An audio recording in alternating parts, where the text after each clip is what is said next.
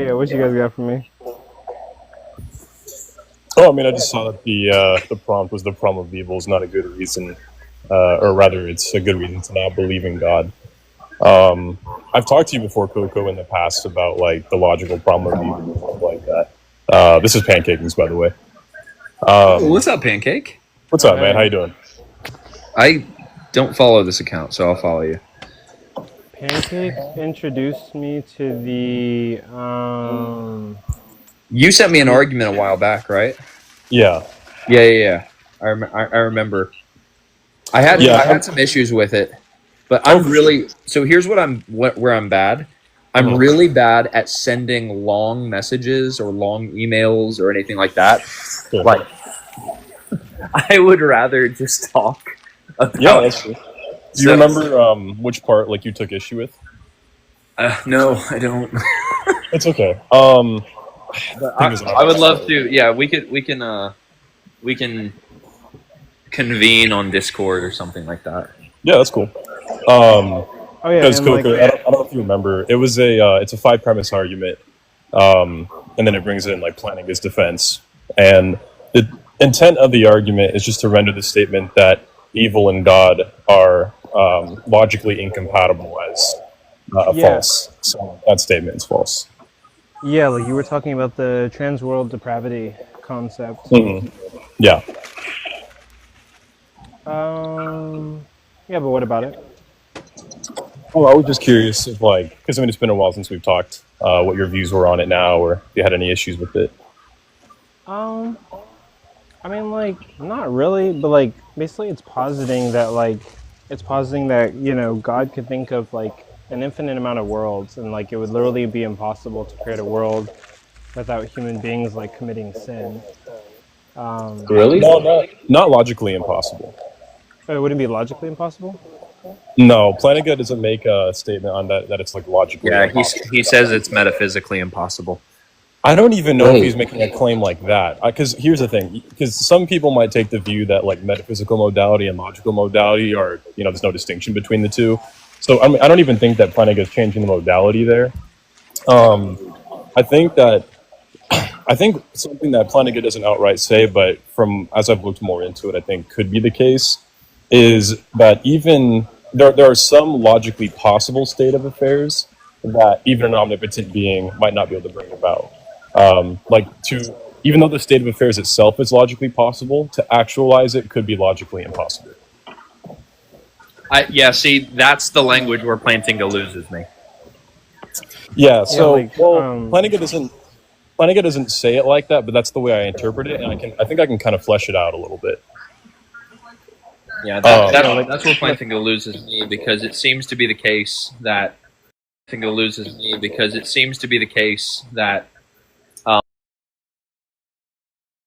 physical possibility thing, but I still don't even think this holds. Yeah, so like Mackey's objection to Plantinga, where go ahead, sorry. I cash out potentially where that might. I'm wondering. Hey, I think he's delayed. I think you need to drop and come back up, Ponan, because I think that's you. I think you're delayed. I think your Wi-Fi still. Oh, is it me? I think it's still you. Your bad Wi-Fi. Here, I'll drop and come back up. Coco, bring me back. Okay. But I mean, yeah, I think like my only objection would probably be like if it's logically possible and it's like metaphysically impossible, then I mean like then I don't know, like wouldn't God just like not be like all powerful in that sense? Like he's incapable of doing something that's like where did the pancake guy go? Pancake is gone. Oh wait, okay, I think he's back. Awesome. Okay, am I delayed now? Sorry, I also hopped up just in case I was delayed. Okay. You guys are good. Yeah, I think we're good now. Yeah, so okay, here's the way I might try and cash this out. So let's imagine for one reason or another that God desired some kind of cake, and the only way that cake, or the kind of cake that God desired, is one that if God creates a world, that cake pops into existence uncaused within like 5 minutes. Now, it's logically possible for a cake to pop into existence uncaused. Right? That seems to be a logically possible state of affairs. And now that you have like a time limit, and let's just say like, there's like a 5% chance in each world that the cake pops into existence uncaused. It's also logically possible that, each time that God actualizes that world or the 5-minute timer starts and that cake just doesn't pop into existence each and every single time, well then, even though it's a logically possible state of affairs where the cake gets popped into existence uncaused, you still have a sort of limitation on God because of the parameters of what he would want. Does that make any sense? Yeah, that makes sense. So like it's like logically possible for him to create that world, but there's like some kind of like limitation on him metaphysically wise. Well, I would go as far to say that there seems to be a logical limitation there, because let's say each and every world that happens, right, it just keeps coming up the case that the cake does not pop into existence uncaused. And then now let's say, well, God's like, well, now I'm going to cause the uncaused cake. Right now the cake is both caused and uncaused, and that's logically impossible. So if, there's like a sort of trans world cake thing going on there, then it's going to be the case that to actualize that state of affairs, if that trans world cake thing continues on, it's going to be logically impossible for God to actualize that state of affairs. Do you see what I'm saying? Wait. I mean, like, I guess sort of, but... So when we say, like, there's a logical impossibility, right? We're talking about a couple things. One... Or rather, it might be logically impossible. That's a better way of putting it. Sorry, go ahead. Yeah. So we're talking about one that based off of, like, the semantics, the actual words we're using, in order to kind of clarify what the terms mean that are in question. Mm-hmm. So for me to utter the sentence, it is possible that God desires a cake to be created in 5 minutes, or 5 seconds, or 5 minutes, or 5 seconds, or whatever time limit. Mm-hmm. Doesn't seem like there's a logical contradiction in virtue of the logical possibility in which God's desires could be a certain way.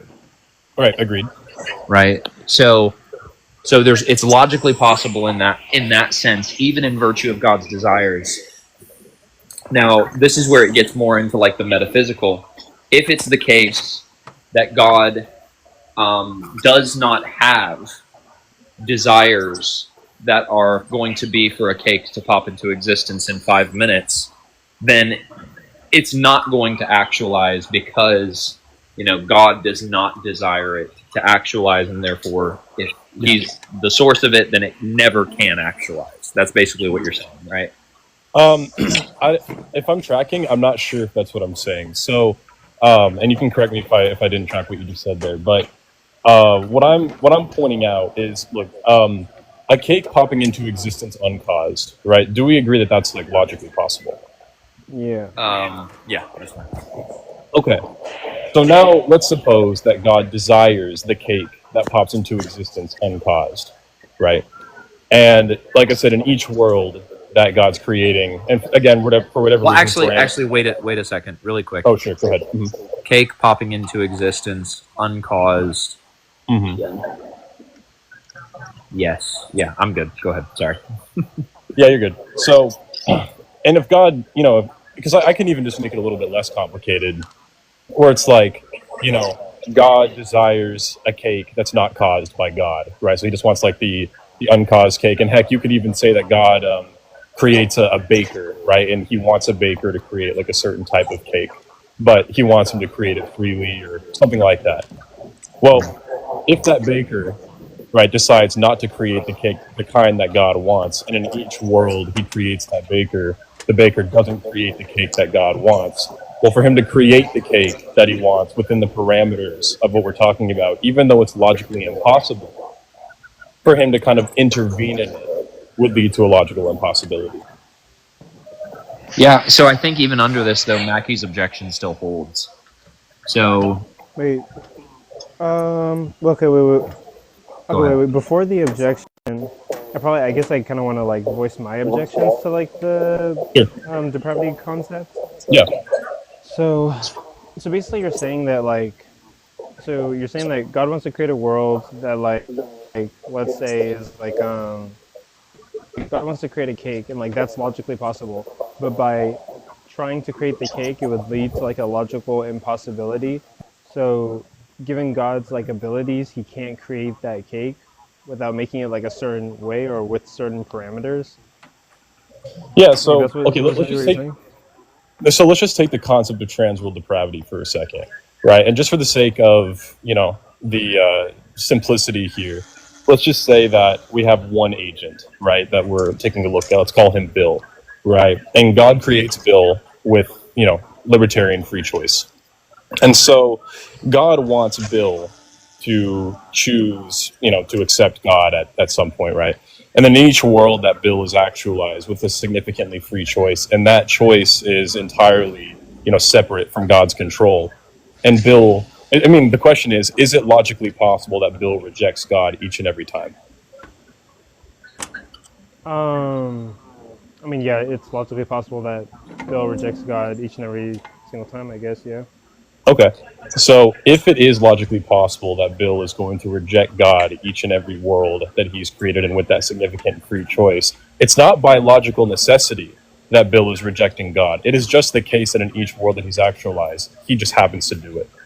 And if we're conceding that that's logically possible, that's just to say that transworld depravity is logically possible. Yeah, but I mean, like, I think then it becomes kind of like a dichotomy, right? Like, it could be equally the case that, like, it's logically possible that, like, in every world that God creates, Bill just always chooses him and never sins. Well, Like, the point is, Well, Coco, what he's saying is the very nature of Bill doesn't allow for that to be logically possible. Wait, oh, like, wouldn't you're that saying, just like, it's mean? impossible? Yeah, so, like, God's creating human beings, and it's impossible for them to, like, no, not go quite. without sinning? So the point is, look, let's say, so again, God wants Bill to choose him free of like causal determinism, right? And so what ends up happening is, let's say God sees each and every one of these worlds where Bill rejects him, and then God, makes Bill choose him. Well, now with God's, previous intention, which was to have Bill freely choose him free of the causal determinism, now the choice would be like both free and not free. So it's not the case that God's initial desire was fulfilled. Okay, so in like trying to fulfill his desire, like some kind of contradiction basically pops up. Is essentially what you're saying. Exactly. And so the thing is, if transworld depravity is logically possible, then it is logically possible that it may not be feasible for God to actualize the world in which everybody freely chooses to do the good. So wouldn't this commit you to the notion that God does not desire everyone to be saved? No, Yeah, basically. it wouldn't commit you to that. No. I don't see how it wouldn't, right? So if So wait, if there, before that, oh, so go ahead. God desires a world where like it's literally impossible for like people to freely choose him. It's not impossible.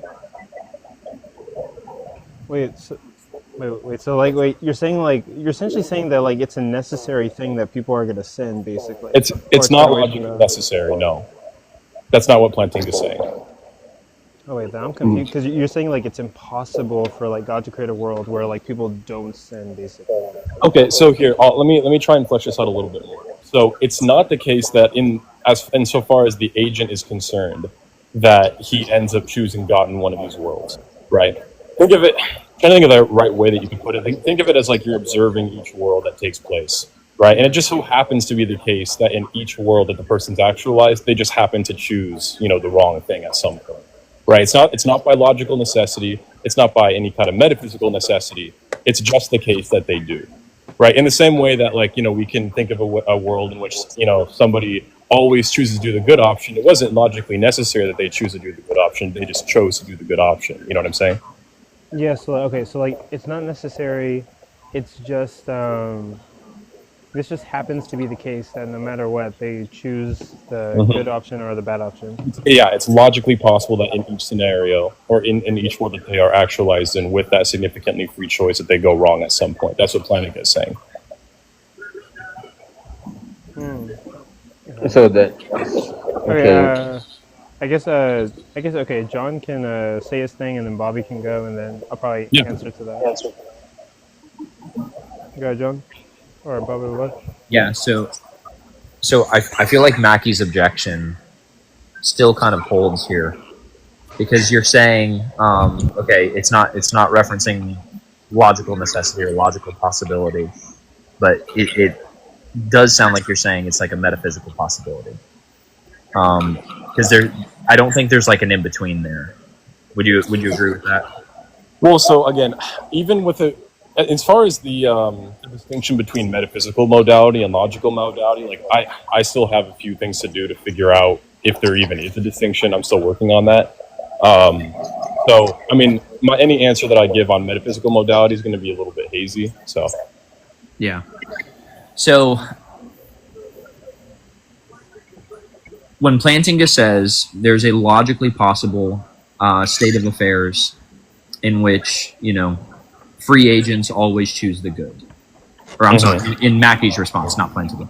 In Mackey's response, there's a logically possible state of affairs where agents always freely choose the good. yeah. You could have multiple different variations of those state of affairs to which, like, the agents are not even moral, like, some state of affairs to where they're not morally culpable, right? So, let's say God created just a world in which, only babies existed or something like that. Yeah. So now babies don't make choices. So this isn't something that's necessarily going to come across because they're not morally culpable. They're not actually choosing the good. They're just, they don't know what good or evil is. Yeah, I think that's so. In my argument, my second premise is it's logically possible that the type of free will that God values entails the possibility of rejecting him as he would value freely loving him. And so this is baked into the assumption that the agents in question are given morally significant freedom with the opportunity to choose. Yeah, they're giving morally significant freedom. So, because I think I understand in virtue of the desires, but it seems like it's logically possible and metaphysically possible for God to have such desires to which, like, you limited the scope of the population, right? So, let's say God desired to create a world with a single individual, right? Yeah. I see no reason why it's the case if that single individual can make a good choice and can continue making a good choice. Right? So if we talk about this same notion of where there's like moral culpability, at the point of moral culpability, you could say something like, okay, now this agent is morally culpable, but this agent has not done anything wrong. They have not done any evil. Yeah. So if we think of like, think of like, maybe I can use a theological example. Think of like Adam and Eve in the garden, right? Yes. It seems like God could create a world that would be without evil. That, let's say Adam and Eve died before they ate of the tree. Now we know there's like different theological things happening here, but let's just say God creates a world where it's logically possible for Adam and Eve to die before eating of the tree. It seems like that would be a world if you take like a young Earth creationist interpretation, that would be a world in which agents always freely choose the good and would preserve Mackey's argument. Yeah, so this is because Plantinga is going to concede all day long that there is a logically possible state of affairs in which everybody freely chooses to do the good in that world. But Plantinga doesn't deny that. Well, I'm saying it's like metaphysically possible as well. That's fine. Like, I mean, Plantinga can also accept that. It doesn't matter if it's logically possible or metaphysically possible, because again, the metaphysical modality is going to get muddy if we're going to be talking about that. But what I will say is, if it is the case that something like, because I think I asked this before, but I'll just real quick ask a second to be sure. Do you take the notion of transworld depravity to be logically possible? If transworld depravity is just being really quick, give me, because I'm familiar with the view, but can you give me the actual definition that you would utilize for transworld depravity? Yeah, that's fine. So, Okay, so the best way that you can cash out transworld depravity would be saying something like, in each world that an agent finds themselves in with morally significant freedom, They will always end choose up- something wrong, right? Yeah.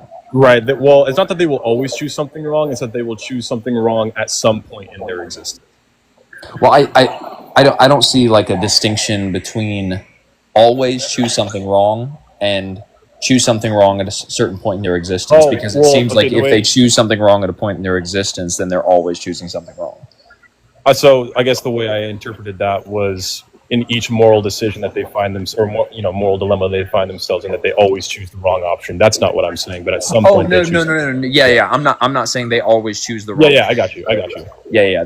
They would always choose something wrong. Yeah. Yes, correct. Yeah. Yeah.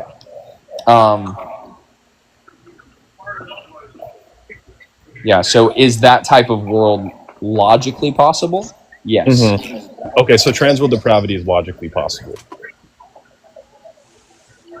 Yeah, I would agree with that. 100%. Okay, so that is all Plantinga is going to need for his argument to go through. Because if transworld depravity is logically possible, then it's going to follow from that means it's also possible that the world that we're talking about may not be feasible for God to create. Like, that's just going to be the logical derivative of that.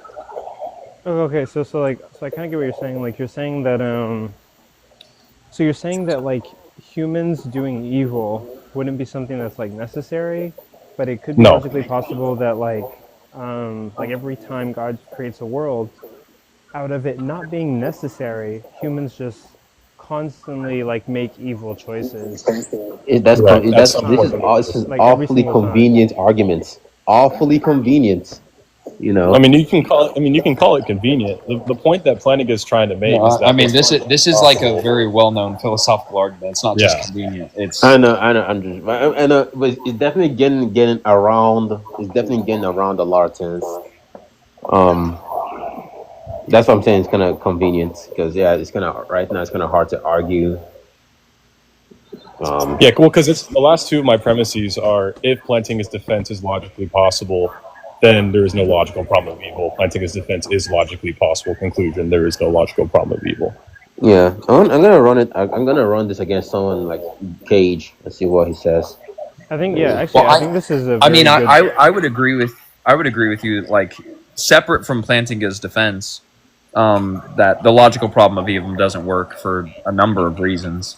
Yeah, But agreed. Wait, what do you mean by like a number of like? Because I think like given God's attributes, like He's all good, He's all loving, and then like He's trying to basically like create a world. I think there would just be like a contradiction, right? Like allowing certain evils. Yeah, And but having, this like, is the certain only argument characteristics at some point. because this is the only argument that actually I find satisfactory to get around the problem of evil. At least the logical problem. well, I mean, you could say something as simple as like skeptical theism. I think skeptical theism immediately bypasses the logical problem of evil. Why? Yeah, I agree as well. And it's funny you mentioned that because, there was a period of time where, for one reason or another, the pro-toto type of logical problem of evil on this app got popular, which I still don't understand why it was. There's a lot of problems there. But even then, skeptical theism is going to be able to address that. Are you just saying the skeptical theist doesn't make the commitments? Skeptical theists, all they have to say is it logically possible for God to be justified in His allowance of evil in this world? Yeah, Like, granted, the people who... Oh, sorry, go ahead. Yeah. Just can He have justifiable? Is it logically possible for God to have justifiable reasons for allowing evil in the world? And if the answer to that question is yes, then there's no logical problem. I mean, I think that's less interesting then because they were just disagreeing on some subjective notion. But also, Or they'll just use would be on them to prove that it's not possible. At that point. What'd you say, Allocated? I mean, that argument is a much more simpler version because it puts the burden of proof to disprove that statement that God can have morally justifiable reasons to allow evil. Yeah, correct. So skeptical theism is not very like it has some depth to it if you actually get into the literature, but skeptical theism in its simplicity is just going to put the burden. I'm going to make the claim that in that state of affairs, God can have justifiable reasons, and we don't have to know what they are because we don't have access to God's epistemic states or something like that. And so, if it remains true that it's logically possible, then there cannot be a logical problem of evil. That's just saying you're agnostic. No. It's not saying anything about agnostic. No, just saying I'm saying agnostic to like why God has these reasons. The problem is that the logical problem of evil entails that there's not a logical possibility in which the triomni God can logically coexist with evil. So, I mean, if the skeptic Cuts it completely. right, if the skeptic concedes that there is a logically possible state of affairs where that can happen, then the argument's shot in the water. But they just shift the burden of proof to the atheist. Why that's not the issue? Well, yeah, but they shifted the burden in virtue. They shifted the burden. Well, I was just going to say they shifted the burden in virtue of a proposition. The proposition is it is logically possible for God to have justifiable reasons that are unknown to us. But this is my problem. Even if let's say you shift the burden, cool. Then I'm still not. What's the like? This is the same contention I brought with Tim before he left the app. Like if I have an understanding of good, and God has an understanding of good, right? Then clearly we are talking past each other. Well, that doesn't actually like it doesn't deal with a skeptical theist, because now you're it would actually be like a goalpost shift, right? So you would not be answering the theist challenge or the theist proposition. Okay, yeah. Like I could concede. Let me. I guess the burden for the atheist is like, what would be the burden on the atheist again? To say they have to provide a P and not P for why the proposition it is logically possible for God to have morally sufficient justifications for the allowance of evil, and we just don't have access to it. Yeah, it's because definitionally evil is But not epistemically. Isn't it? So isn't it the atheist then would have to provide a P and not P. Hey, what were you saying about Flo? There was lag. I don't know whose end it was on, but Isn't it the case that morally justifiable things are definitionally not evil? So no. So morally justifiable things, they're going to say like you could bring about, like if your definition of evil is like a popular one is like that people use is like it causes harm or affects well-being, or like if you took a counterfactual account and you say someone's worse off than they were before or something like that. I thought a key piece of it was always the word unnecessary or some similar synonym. Like it had to be like some kind of what's the word? Like what's the word for like unnecessary evil? I'm blanking on it. Well, yeah. So that's kind of the skeptical theist challenge. Is the skeptical theist is going to say that if God can have morally justifiable reasons, then there's not going to be gratuitous evil, in the sense that you would say it's unnecessary or something. Like some. At least on my end, I don't think you even have to appeal to necessity. I think that just saying morally sufficient reason is fine. Because it could be the case that there's some sort of evil that God has sufficient reason for, but it's not going to be the case that in all possible worlds that evil must obtain for the good to obtain. Yeah, correct. Yeah, I guess like using necessary there wasn't supposed to be in the modal sense of like couldn't fail to exist, but rather that like there was like it didn't serve an end, like a better end. Yeah, I think people try and just keep it at like morally sufficient reason or something like So, that. like this, would the skeptic theist be like some divine command theorists where they'll just say like, God is good, whatever God says? No. Skeptical theism doesn't. It doesn't commit you to divine command. Divine command is going to be like a certain. It's going to be a certain moral theory that you're holding to, right? I have I have these morals objectively or subjectively because God commands them. But skeptical theism is going to be completely divorced of whether or not, like, you have a certain moral view or whatever.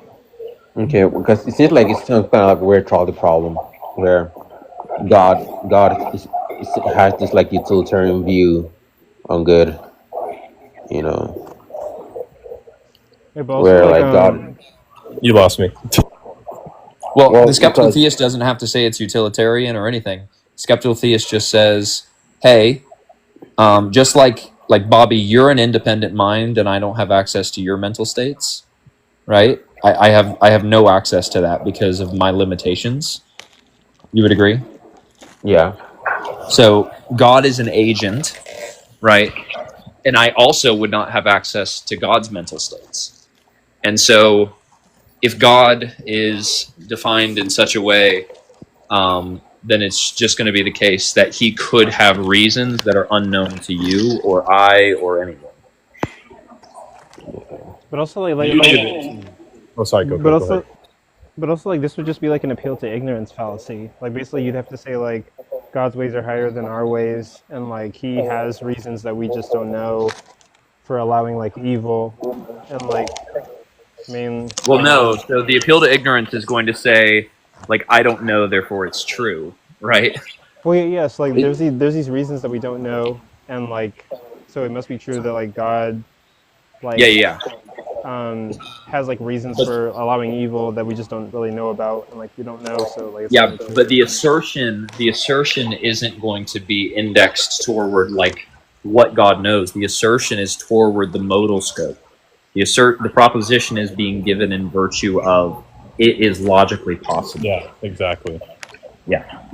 I mean, I guess look, I guess the atheist will concede like, all right, it's logically possible, Yeah, but then there's no logical problem of evil under those notions. Yeah, right. yeah, Well, but it's Bobby, because it's important to know like what are we doing on the theist side in producing this argument. The point of the argument is to display a logical possibility of the triune God coexisting with evil, and if we've succeeded in that, like I remember one thing, I was talking to Flenser one time, and Flenser said like something along the lines of, at best, Flanagan just shows that there's no logical impossibility. It's like, well, then at best, his argument succeeds. Like, I don't know why we're trying to throw it any more than that. Like, that's the whole point of the argument, to demonstrate that it's logically possible. Yeah, Plantinga's argument and skeptical theism does zip ziddly doodah against the evidential problem of evil. yeah, Yeah. If anything, it could at least strengthen the free will defense insofar as some parts of the evidential problem of evil. But other than that, yeah.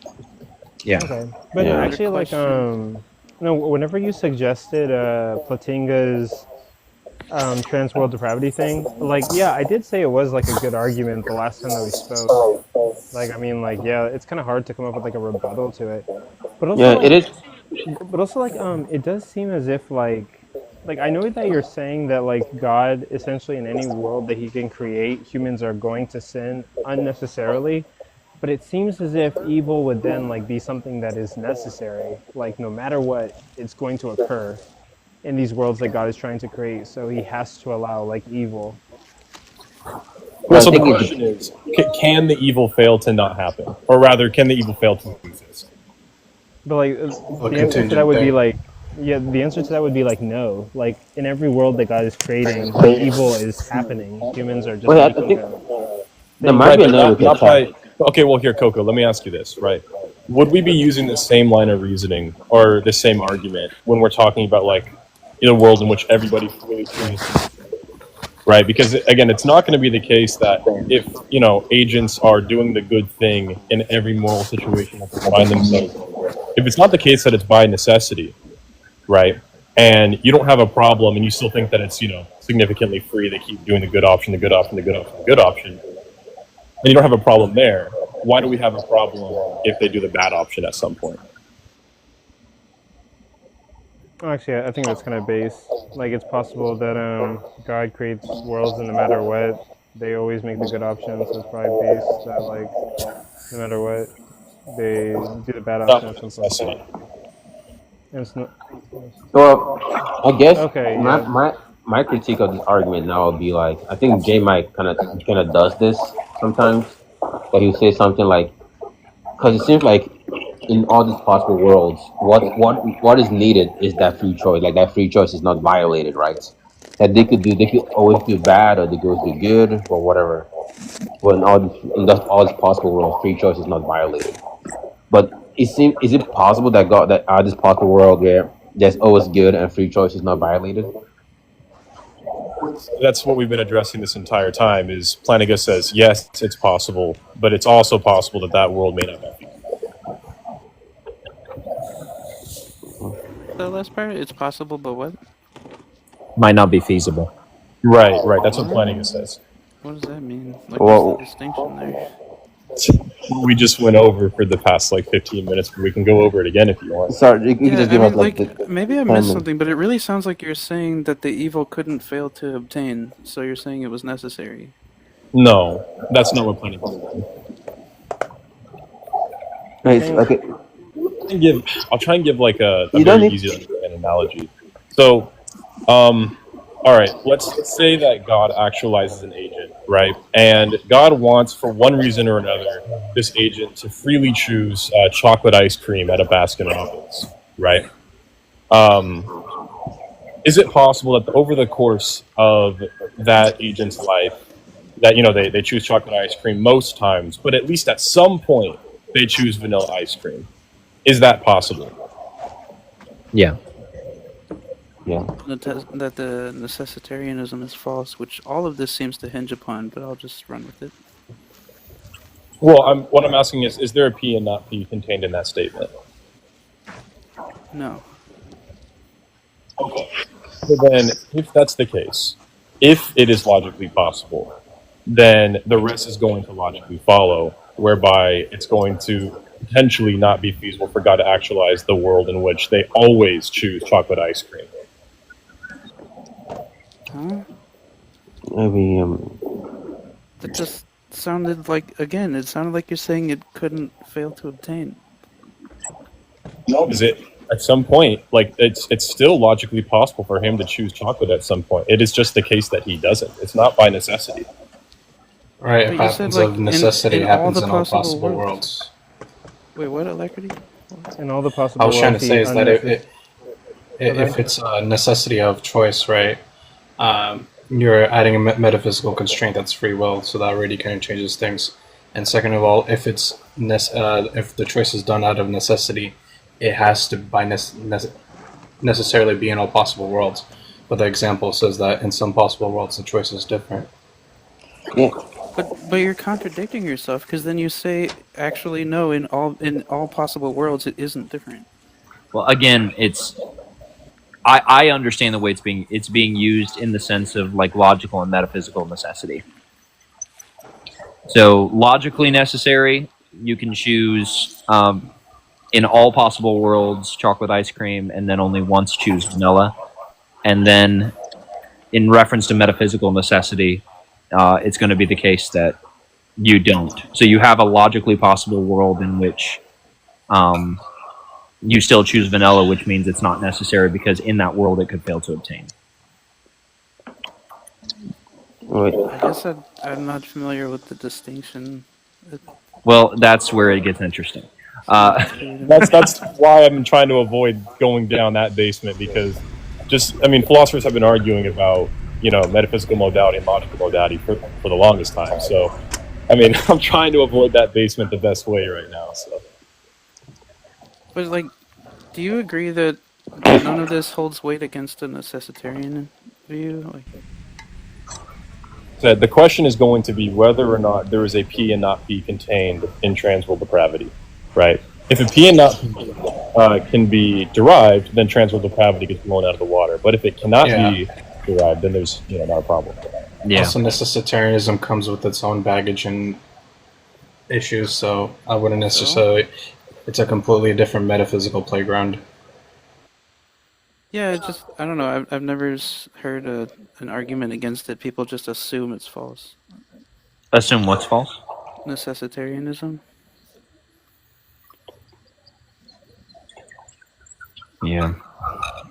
Again, yeah, maybe I'm still kind of lost in the, lost I over never there. really heard a good view for necessitarianism or a good argument for it, if I were to be quite honest. I mean, I don't have like a strong argument for it. I lean towards it. It like seems likely to me, just like kind of intuitively, but I've yet to hear a defeater for it, and everybody just assumes that it's not the case. Are Well, you keep in mixing mind. up determinism and necessitarianism? By the way, that could Yeah, be I was. what's happening. Well, the other I thing I was mean, going to say too is this argument does rely on libertarian free will. So like yeah, it does that was assume. my next point, is that it also hinges on free will, which I also don't grant. Yeah, that's why maybe I'm still confused, but it seems like I understand that every possible world, like free will or free choice, is not cannot be violated. But like maybe because you explained this, but like maybe you don't have to explain. Someone else can explain it. Why like this idea of like if one could have this free choice, but I like they like free choice is not being violated, but like they're still like good. Maybe someone else explain it to me. I'm being this is I'm lost. I'm gonna have to apologize. I don't understand. Like, what was your question, Bobby? Can you rephrase it? Yeah, and it could be a failure on my part, and I completely understand it. Is there like a reason where like free will, like this free choice that's not being violated, but the ability to not do bad, that seems like it's metaphysically possible. Where that is not like because it seems like everything hinges, at least to me, on like this free will not being violated, at least, right? That's the Do you mean important like? part. Okay, let me see if I understand your question correctly. Are you saying something along the lines of like, um, can there be like a free choice without an evil option or something like that? Yeah, like free will definitely not being violated. Free will in the sense that you understand it, like at least in the sense we're using this in this context of arguments, and like doing good, like that not being violated, and the ability to do good, Oh, like okay. So those two being do you compatible. mean? Okay, so you could be saying two things. Do you mean a whether or not like in each moral choice that you can make, where you can do the good option or the evil option, you just always choose the good option, or do you mean like every moral action that is done, like there's never an evil option? Which even then I don't know what moral would even mean, but still there's never an evil option there.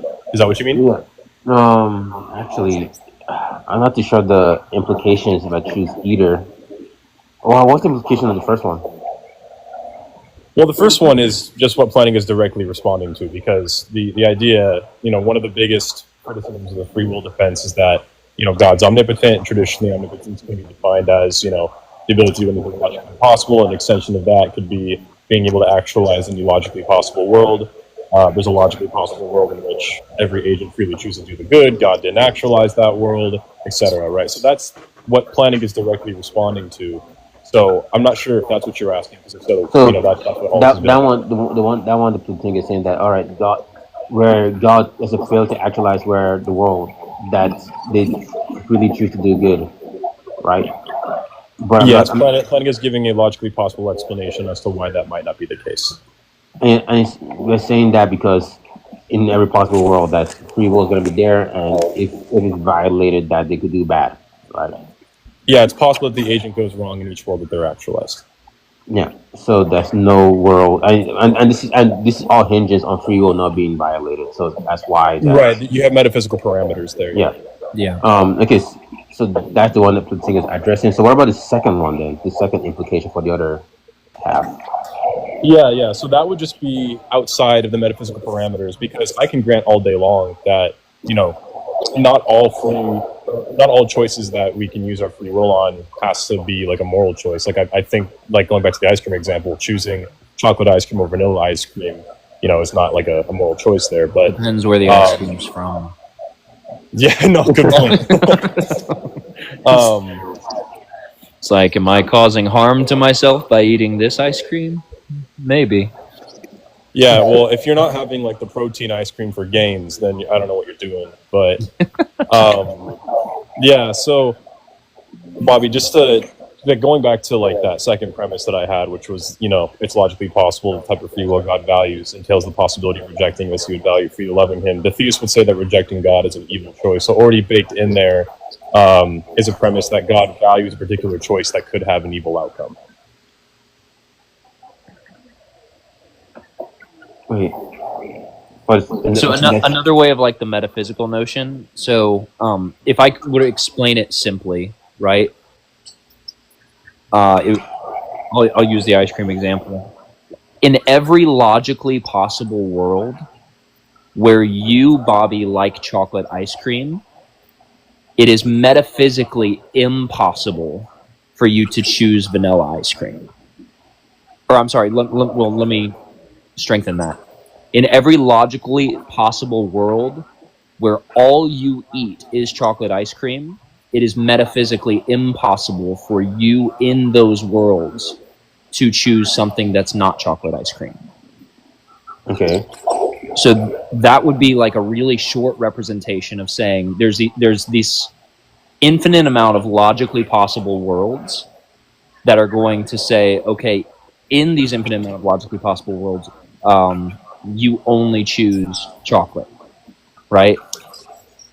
And so, even though it's logically possible for, like, you to choose vanilla, in the set of all of those worlds, it is metaphysically impossible that you choose vanilla.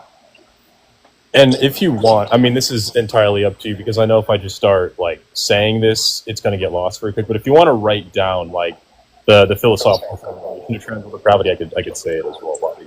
But yeah, I'm also, because I'm working at the same time. I'm kind of like, y'all like my podcast. Hey, put in the chat. If you write in the chat, I can take a screenshot. Wait, so, but really quick, let me ask this. So the logical problem of evil is imposing that there's like a logical contradiction. Well, the evidentiary is gonna posit that like it's probabilistic, yeah, like it's gonna be probabilistic. And then some people use like Bayesian probability or something like that to argue that basically. Oh, okay. Yeah, well, I mean, honestly, like, it's not even necessarily Bayesian probability. Like, you could make an evidential problem of evil that's just purely inductive in virtue of how the argument is being presented, and then move to like an abductive sense in which it's just the best explanation. So you don't necessarily have to take it as a Bayesian defense for the evidential problem of evil. As far as the skeptic theist part, I feel like that you don't want to make that move, because wouldn't you be pressed on like how you know anything about God at all? No, so the only time I ever make the skeptical theist move is when I don't want to talk about the logical problem of evil. So I make the skeptical theist, like, I'll make the move just because I think the logical problem of evil is a bad argument, and I'll say, here, defeat this. Oh, you can't? Okay, let's move on. Like, just like heads up, and John, I did send like the. Why would you do that when you can just go for the foundation of modal logic and just end it right there? Are you you're a precept? No. What do you mean by foundation of modal logic? Well, the foundation of modal logic is based on assumptions, possibilities, and all necessary worlds and necessities contained within them. So, in other words, you're just granting assumptions there, and nobody has epistemic access to all possibilities or worlds and necessities within them. So it's just fallacious. All you're doing is allowing for hypothetical and conjecture, conversational attitudes toward propositions of God. And then you're going to be left with the issue that the person that you're debating can have their assumptions, and they're going to end up special pleading, and they won't allow you to have your assumptions about God mid-debate. So. Wait, did that make sense? It's all fallacious altogether. yeah, I just make it to where if you can't derive a P and not P, then conversation's over. Move to the evidential problem of evil. Well, especially when like the argument in question is designed to derive a P and not P. If you can't do it, I mean, you've completely defeated the point of the argument. I guess Jay, I'm not too sure anything differently from what John said. Wait, also, wait, Jay, you study philosophy? Where was this at of the live we were in the other day? Like, I'm actually just trying to help out Sherry. I'm actually just trying to help out Sherry. I mean, sometimes she doesn't allow me to, like, make philosophical arguments. Like, she likes to argue from her understanding, which is okay. All I try to do is just try to back her up and stay quiet, and then on occasion, which is okay. All I try to do is just try to back her up and stay quiet, and then on occasion, I try to help her out.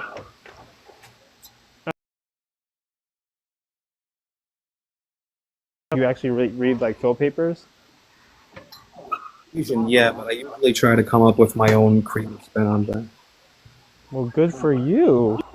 But maybe, so Jay, what are you saying differently than what John said? Because it seems like you're just saying, hey, you have epic. Well, for an example, like the thing I absolutely despise is like special pleading. So if I'm gonna grant modal logic, like possibly or necessarily in all possible worlds and all necessities contained within them, you're gonna have to come up with some sort of justification as to having access to that.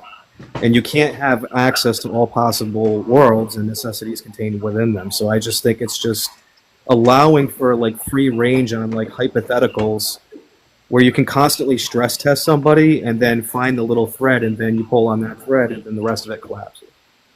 That's fair, but isn't that just the same as like saying, hey, you don't have some kind of epistemic warrants to why problem evil should not exist?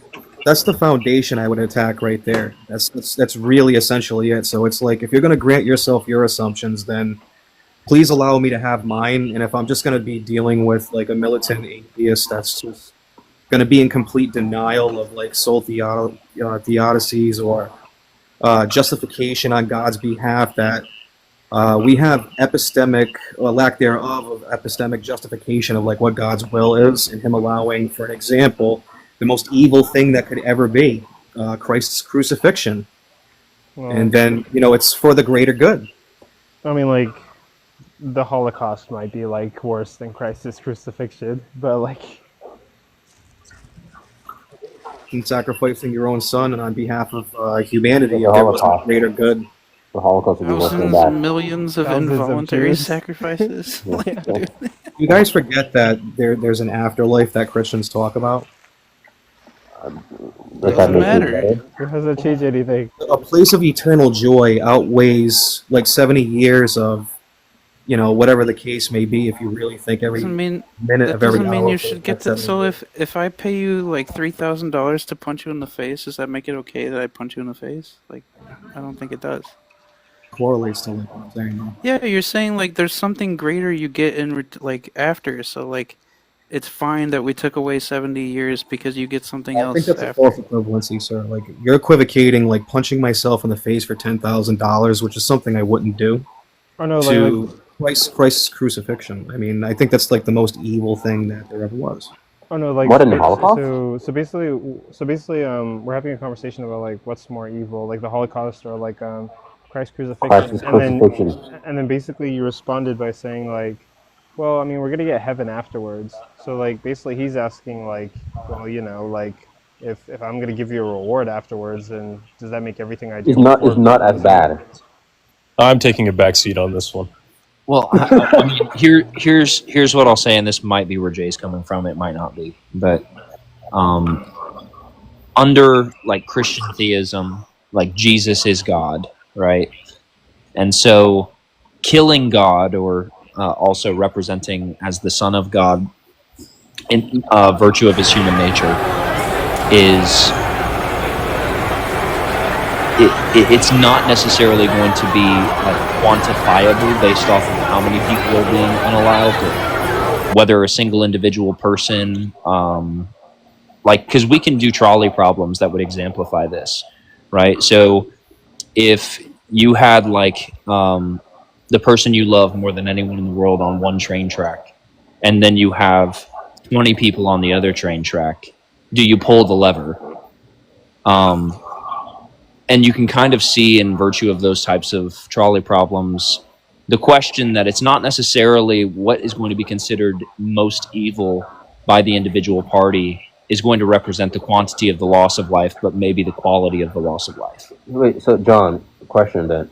From the Father's perspective, like God, Son, the Holy Spirit, from the Father's perspective, is the Son more valuable than 8 billion human lives? More than 8 billion? So Yeah. again, I don't think it's going to be necessarily quantifiable. I think we can just say, like, I wouldn't make the same statement Jay made, but I can understand where Jay's coming from. So I wouldn't quantify it and say, okay, it's the death of this person is worse than the death of these people, right? Because we can both say, in reference to the moral proposition here, that both of them are evil actions. And I think that's all you need, right? So in the same way, I would say Jesus' crucifixion is evil and the Holocaust is evil. There wouldn't be a relevant distinction in what I mean by evil there. Now, there's more, like, there's going to be a relevant distinction in the quantifiable amount of people that are unalived, but I would say both are equally evil under, like, some notion. Now, Jay might say something else. I'll let him argue his point, but that was all I wanted to say. Pretty much got it down pat. Isn't also, Jay, you're saying something like, because it was to the earlier statement of morally justifiable reasons, that if there's a moral justifiable reason for God's Son to be, unalived, and I'm talking about what's allowable and our epistemic inability to access God's morality completely. And it's the same notion of, like, assumptions. Like, I'm not trying to assume that I know everything about God and why God would give an allowance for something like this to happen. But I am saying, nonetheless, like, what's the issue here? Yeah, it's basically like, and I've said this before, I would put it this way. God was the one controlling the trolley switch, and he chose to kill his son over the billions of people on the other side of the train track. I think if you guys want to just like this, I probably wouldn't put it in those terms, but I mean, I guess I'll just go with the example. Yeah, I mean, I'm not a penal substitutionary atonement. Like, that's not the idea I'm representing. But yeah, I get what you're saying. Yeah, I'm not saying it in a penal substitutionary sense. Well, you're not exactly wrong, because at the end of the day, it is kind of like that, because everybody on the other side of the track would have paid in the long run. So, well, they would have. You don't hold to the PSA. I'm sorry? You don't hold to the PSA? No, I do not. I hold to a conjunction of Christus Victor with ransom theory. Huh. All right. Interesting. So Christus Victor is going to be that death is the penalty that man derived through Jesus. Through Jesus' resurrection, he not only took the penalty that was given to man in virtue of his death, but he beat it, right? The resurrection is, death couldn't keep him down. So that's going to be the Christus Victor notion. He was victorious over death, and death is the product of sin, and he was sinless, right? Then there's going to be the ransom notion. Now, the ransom notion goes a lot more in depth in virtue of, like, Old Testament theology and kind of what happens in the New Testament. But it's basically saying, no, I don't want to get into it. The divine counsel is, I don't want to get into it. Based divine counsel theory. Let's go. Yeah, divine counsel theology. Yeah, well, so the ransom theory that I hold flows out of divine counsel theory. Which actually, and I wish there was this. I wish there was a philosophical argument that utilized the divine counsel in reference to the problem of evil. Dude, I think it's the explanation of all evil, honestly, if you really think about it. Yeah. I think, but I wish a philosopher somewhere would put, I don't think I'm smart enough to do it. But I wish a philosopher somewhere would put together an actual defense of the problem of evil in virtue of the divine counsel. Hey man, I'm down to give it a shot. Yeah, like, Hey, That deserves might as a well, follow. right? I like the energy. That deserves a follow. yeah. What would You haven't followed John yet? Man, that's actually. Oh, I thought you It's already Pierre. followed. Oh no, I followed John. I didn't follow Pierre. Oh, John's Oh, yeah. Wait, what would Oh, that John, even, like, I'll shoot you a request on Discord if you want to talk about that sometime. Yeah, for sure. I would. I'd get some buddies together and see if we could come up with something that might be interesting. Now, Yo, I'd be the in for moment that too, just the moment you pull out, like someone pulls out the problem of evil, and you're like, well, there's the divine counsel. Premise one, you're you're gonna lose. Well, Oh, okay, geez. so my That's thing is good. this, because I had a discussion with Justin, Deconstruction, the other day. Yeah. And I feel bad because, I mean, at first he and I were actually hitting off pretty well. It was a good, cordial conversation. And then it all got derailed when I was trying to correct him on the use of the term necessity as it pertained to my argument. And it was, at first, it was very cordial. Like, I was trying to, like, give him corrections like, look, I'm not saying that you can't use the term necessity in some, nomological sense, but the whole point of my argument. You say nomologically? Yeah. So like, Oh, okay. if it's like nomological possibility, like, and you're saying like there's like nomologically necessary for something to take place or something like that. But Yeah, the way that he was using the term was not like the way that I was using the term, and so I was trying to correct him, and it just completely derailed him to like calling me an idiot Phil bro and all this stuff, and he didn't want any of it, and it was kind of wild. Yeah. Yikes. Yeah, the atheists on this app aren't ready for a divine counsel combo, but No, I 'cause will. the second I used the I did word- see that Thoughtful said, "I don't know these statements." So I will give you a really short rough Before you draft. guys move on, speaking about modal logic, have you guys ever heard of Kurt Gödel before? sounds familiar. Kirk Odell. Good day. Good day. Yeah, I Kurt don't Gödel. think so. I can't even Incompleteness wrap- theorem, right? Yeah. I can't even like wrap my mind around it. I mean, I would love to get Wanna into hear a All short right, guys, I gotta drop down, but it's been a pleasure. All right, hey, Oh, Pancake. see you, Panos. Yeah, shoot me a message. We can Discord. I got you, man. So- Peace. Peace. Jay, a short version of the incompleteness theorem can be summarized something like nothing in the set explains the set. That would be like a very short, like a summary of it. Oh, are you like can't- talking the denial of infinite regress? Yeah, there has to be some sort of unification principle among